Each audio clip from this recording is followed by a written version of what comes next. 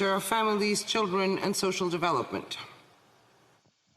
I think the member from Carleton has now spoken more about housing today than he did the entire time he was the minister responsible for CMHC, which is maybe a good thing, except for much of what he said makes absolutely no sense.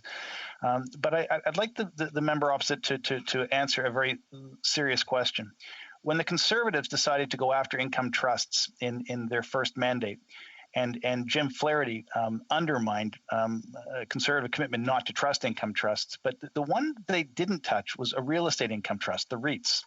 Why did the Conservatives pour jet fuel on the fire and allow the REITs to become the dominant player in the investment side of the real estate industry? What was the thinking behind not curtailing the power that REITs have and the impact they are now having on speculative house prices? The Honourable Member for Carleton. One, that member's been in government for 5 years. If he wants to ban REITs, he could have done it in that time. He hasn't. REITs are still legal. They're still tax advantage. He hasn't changed a thing in that regard. Two, there's no single person in all of Canada that is more responsible for the failing in housing than that member.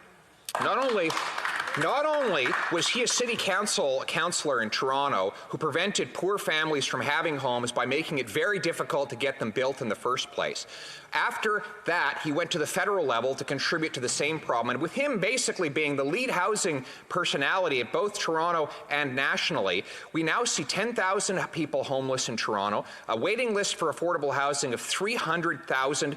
A carpenter actually had to go out and voluntarily build huts in the middle of a public park into Toronto to save their lives. That is the abysmal legacy of that particular member, and he should be apologizing to all people in Canada.